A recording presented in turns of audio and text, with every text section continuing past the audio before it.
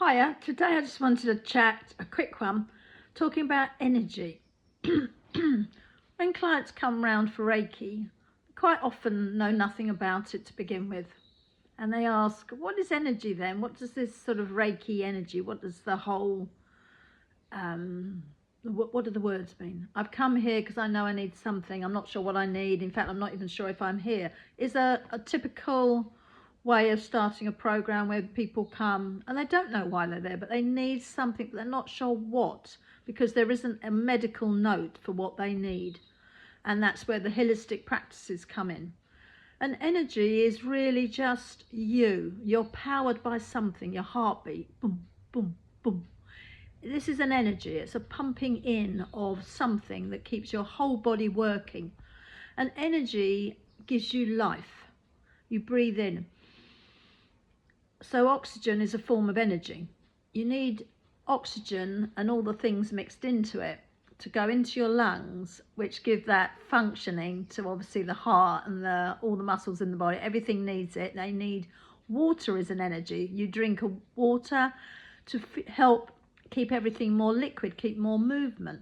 If you look around in the world, you'll get an idea. When it rains, plants grow. That's an energy. When it rains, the way the rain falls and lands is another energy. Tip, tap, tip, tap, tip, tap. Large sort of molecules of water fall. Plants will spring up. You'll look at them later and think, they were not like that before. Lush greenery everywhere, colour. And if it's a mist, a fine rain, it just lays on the leaves. They seem to gently absorb it. If it's really heavy and too much, obviously we get floods everywhere. And it washes away everything, but even that might be good as long as it's not affecting the human life, and that's the unfortunate part. But it's an energy. So when it rains, there are different types of rain. That's different types of energy. And that energy goes to the earth, the ground, and causes things to either stay as they are but look much more healthier, or if it's tippy tapping and it's quite hard, the earth seems to come alive and the plants grow better. And this is really the fundamentals of most holistic practices. When people say with Reiki, we do symbols which bring in more power. Symbols are very much a scientific part of life. Symbology has always been used in anything to do with science. Math is a symbol. You write a letter, you do a two or a line or whatever you're doing, everything you write, that is a symbol. It means something. We can look at it. It gives us direction, helps us understand what everything is. There are names. They're all energies. Water, air, sea, everything lets us know something. We learn something from it. So these are all energies. It's not something that we can't fathom. But I suppose we can't fathom what we can't see, but we can't see oxygen. We can't see nitrogen or anything like that. But we know we need it because it's in our bodies and it's keeping us alive. So energy is that. When you come to see someone, as I say, they'll do a symbol and then they have their hands and they place them around your body at various points. Most Reiki is to do with the chakras, and it goes down and helps them open up, become alive, remove out any blockages you have, and in place you get lots of clear, vibrant energy. Think of it like the rainbow colours. There are 7 that we can see at the moment. That might change. There are more than 7 colours, but at the moment they're the brightest colours that we can pick up. And they go into your 7 chakras. So the rainbow comes into you and goes out. And when it comes in, it's giving you information. Again, like reading, like writing, like singing. Normally we hear it, it's visual, or we hear it, or we speak it. But this is a light energy, and light you can't see on various spectrums. But it comes in, we know it's there because we see these beautiful rainbows in the sky when it rains. And the prisms there show off all these different colours of light. So they're within us. and without sight. And they're bringing us lots of information, and that information is vital for our bodies inside here, our heart, our lungs, our tendons, our muscles, our bones, our teeth, our eyes. This light is, as I say, very much vital.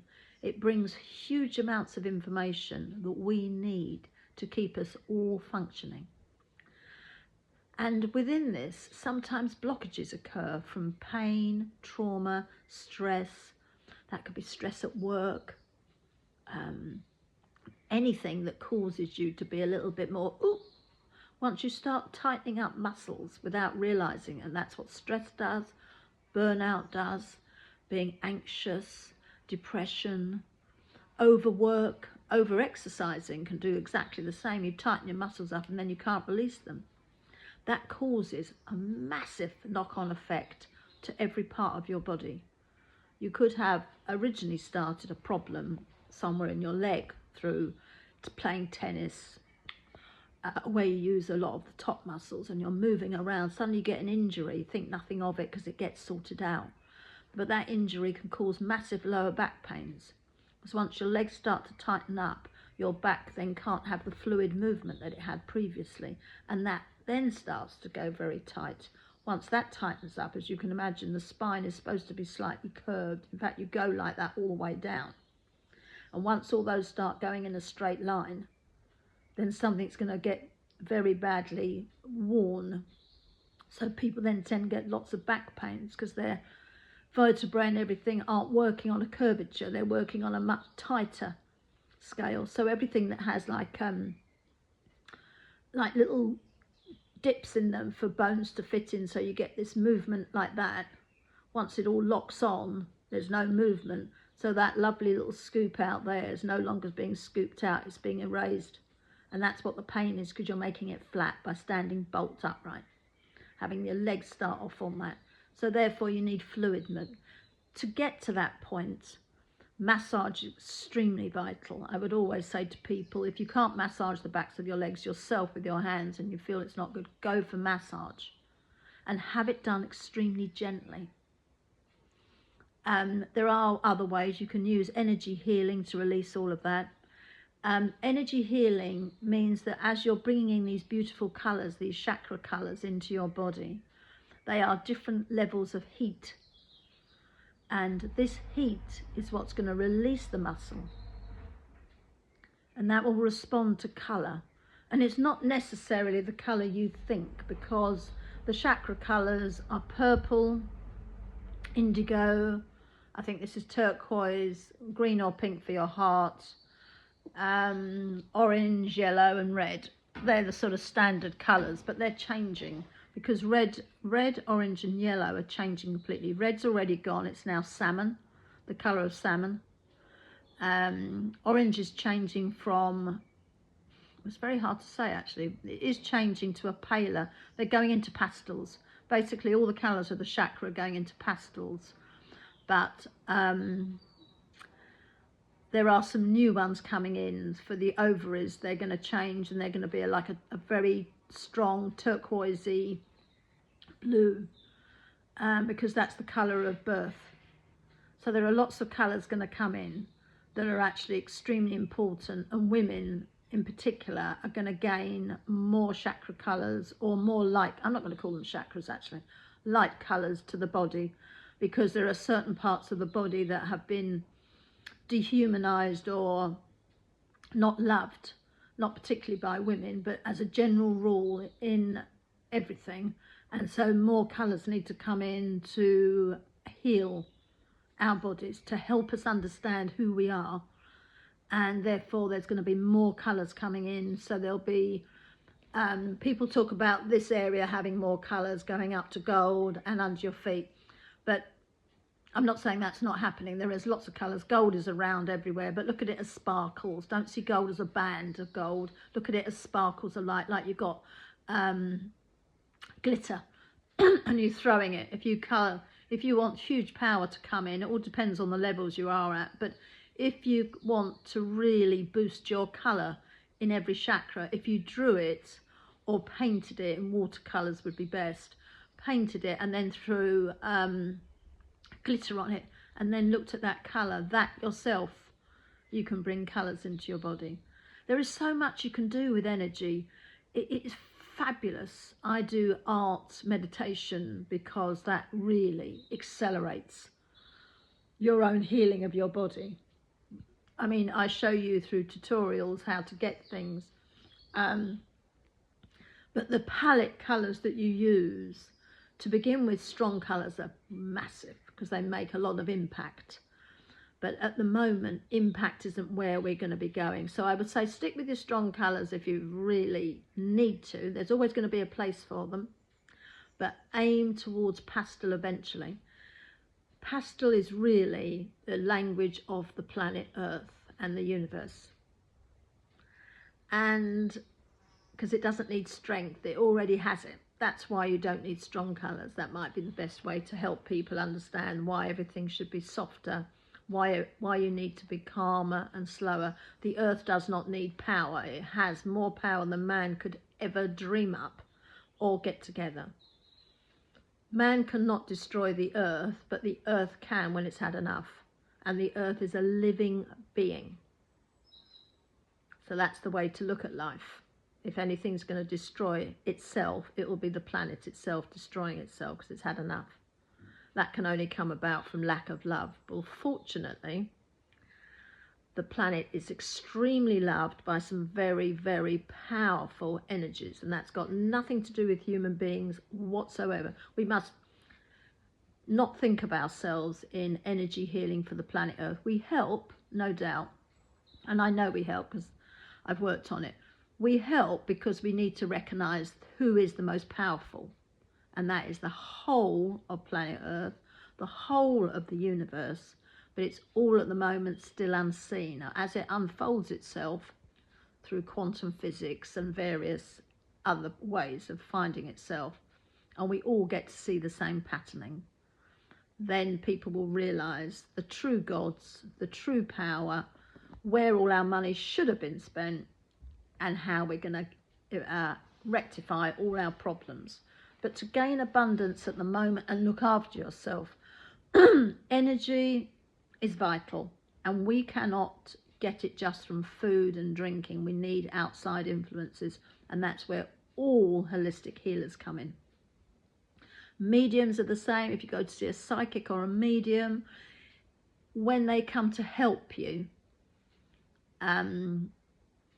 doesn't necessarily have to be abundance in money, but when they come to help you, if it can raise your vibration, because that's where you want to go and you're willing to work to get there, you will receive it. But energy for me is like being plugged into the mains. So instead of plugging my kettle in, I'm plugging myself in, but I'm doing it through the ethers. So I'm not plugging myself into the mains, obviously, because I'd be dead. But if it's the same way, so the kettle gets energy from a man-made existence, but electricity has to be built up and stored. But again, it comes from the air electricity. But for us, we go to a medium or a healer, so Reiki, hands-on healing. There are lots of ways. Angelic Reiki. There are, I wouldn't even like to say how many different types of holistic practices there are out there, but there are many. And within all of those, they're all bringing energy to you. And you will find your tribes. You may find you've got more than one Reiki healer that you see regularly. You may find you've got more colour therapists and mindfulness and reflexology and kinesiology, and they're all bringing energy in. And that's helping your body to heal. It's phenomenal, absolutely phenomenal. In fact, the more you think about it, the more you're like, I've got to go out there and find someone. I mean, I see people all the time, and I'm a healer, but I can't do everything for myself. I'm guided. I chat to my guides, what do I need? And actually, on the whole, they guide me to exactly what I need at the right time. Even when very recently I seriously injured my hand. But funny enough, I needed to seriously injure my hand and my arm to correct an injury that happened about 25 years ago. It's been causing me a lot of gripe.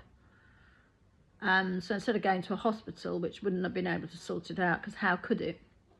But actually I ended up seriously injuring my hand. It's back to normal now, but it has taken a long time and it's been excruciatingly painful. But I thought, well, that's stupid. I mean, when I did it, it was so utterly stupid of me to even think that I thought I could do something. I had a go at it, and actually I failed miserably. But after crying for a little while and almost screaming my head off, I thought, actually, that seems to be, some things are working a little bit better than they have been. Not my hand, but my arm and my shoulder have worked a lot better now. So, and then my guide said, but you needed that help, Carol, because you've broken a few things and everything was out of place, and we've just pushed it all back for you. I wouldn't recommend it particularly, but you don't know it's going to happen if they're going to help you. But then that's the level I'm on. I work at an excruciating, painful level of highness. And but it's a weird world out there. But there are lots of things that might happen to people, and then they think, oh, that's a bit strange. My back works better now. I had to fall over on the floor, slip over. No other problems will occur, but if that's what is guided to do, because you've been asking for something to happen, the art of surprise seems to be how the other side work.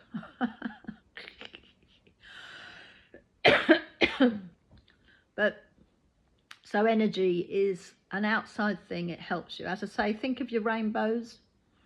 And everyone sees colour differently, but use the bold, big colours at the moment if you feel that's what you want.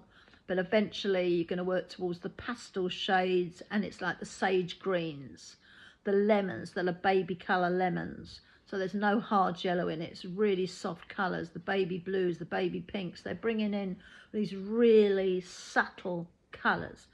And it's strange because people feel that the stronger the colour, the more energy impact, and that is not true at all.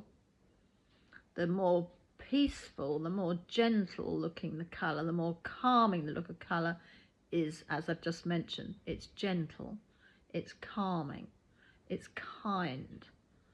It's all those things. These colours are soft, soft, soft colours. Soft colours hold the most amount of energy. So soft equals extreme energy. So that's another thing. And most people who work on these rays and can bring those colours in, I've gifted quite a lot of people a lot of lilac. The guides say this person's had a very hard time and they've cleared it because they've worked hard to clear it. The gift we're giving them is a very pale lilac, and they've received that colour. So they've jumped from whatever level they were to that. And these colours then take you to another level where you will still carry on working on various things. It may be helping more people. You may get, everyone has a story, so you might start using your story to help other people.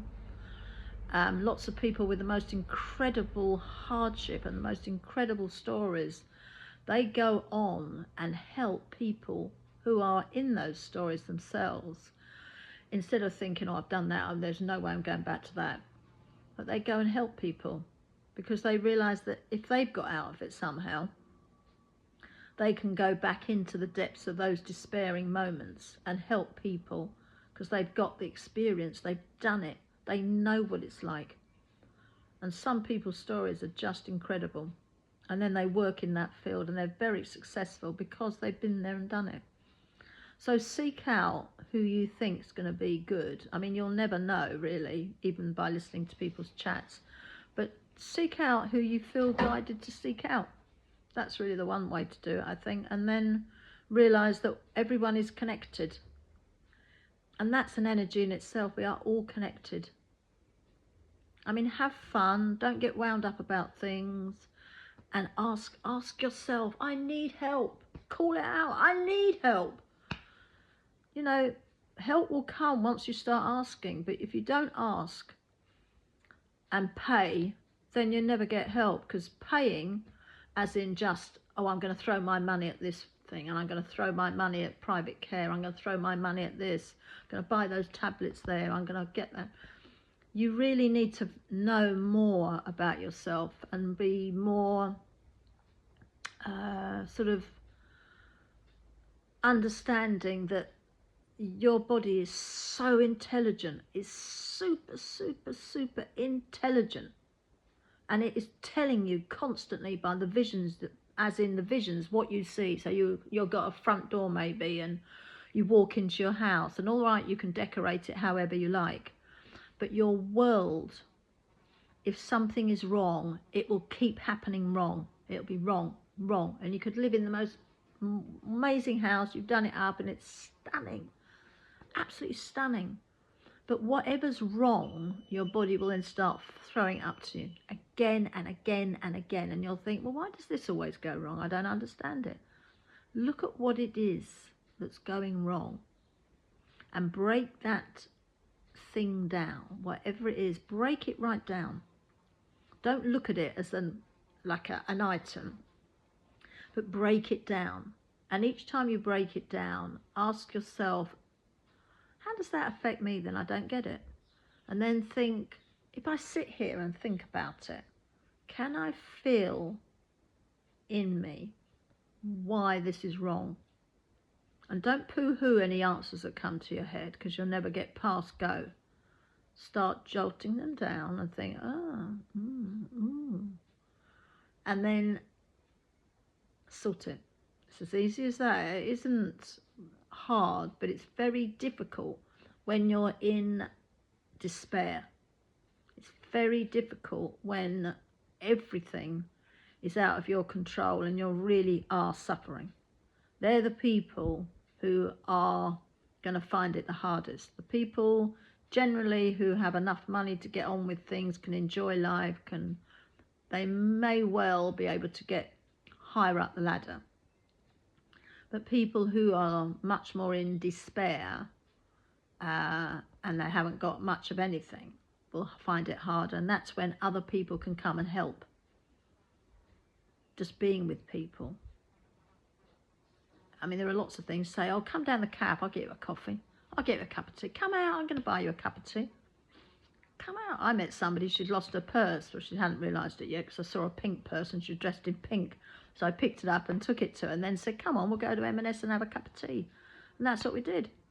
We stayed there chatting for a little while, and she was all happy then and reduced. She was not so nervous. She said, I can't believe that. I said, it doesn't matter. I said, but there was a reason, wasn't there? Because we've come here now, we both sat down, we've chatted away, and it's been really lovely talking to you. I've thoroughly enjoyed listening to your history.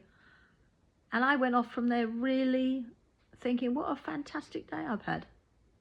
I had an interaction with somebody, and I've only just moved to my area, so she told me loads of history about it. And I was like, wow, wow, wow. And that's the sort of thing that gives all of us a day. And that may have been a pick up for that lady. That, you know, a moment of, she lost something, got a bit obviously panicky. I gave her her purse back. And then my guide said, go and take her for a cup of tea. She needs a cup of tea, Carol. She needs to calm down. And that's what I did. I mean, it's not something I always do, but there are things like that. If my guides say, go and do something, then I do it. I've never once, fun enough, not listened to my guides. I don't always listen to myself. Strangely enough. But I do my guides. I've changed my whole life thanks to my guides. So I suppose that's why I listen to them a lot more than take any notes of myself and do everything wrong. So then I go, I'm doing it all wrong. Maybe I should be listening to my guides. Then I do it all right. So there is things. So please, energy isn't scary. You are born on energy. You have energy in your body, and sometimes it depletes. Don't look at it and think, I'm not going for Reiki. I'm not going for kinesiology. I can't promote everything, but there are hundreds and hundreds of different ways to receive healing. If that resonates with you, go along. If it doesn't work, you can try something else. If it still doesn't work, which is impossible because you are made of stardust energy, and that's what's coming into you. So the only thing I'll say for the people who say, I've been everywhere and it doesn't work, it's because you don't want it to work. You put a blank on it. Because you're made of energy. And even the soul is pure energy. Not the same energy as humans, and certainly not the same energy as Mother Earth, because otherwise we wouldn't have been in all these predicaments that we've found ourselves in with trauma and pain. But on my next video, I'm going to explain how, why we came here and what our purpose was. So watch me on YouTube. This will go out onto that, but I will take it on to some other channels. Let's get on and heal ourselves, and not just ourselves. Let's make sure that these connections with loads of people, random people to chat to, let's get on and start connecting. You don't have to do healing as such, but healing might be just chatting to someone on the train, saying to someone, are you okay? Oh, come on, let's have a coffee together. I mean, it's just so simple. The simple things actually matter more than some of the rest of the stuff. So let's unite, all of us. Let's get unity back up and running. I had it when I was a child in the 60s and in the 70s. In the 80s, everything started going pear-shaped. Don't know why, but people didn't really seem to want to connect anymore. In the 90s, everything is definitely starting to change. And ever since then, we've been driven apart. But let's get back together. It's fantastic. Speak soon, everyone. On to my next one, which is all about why were you here. Let's get on. Bye.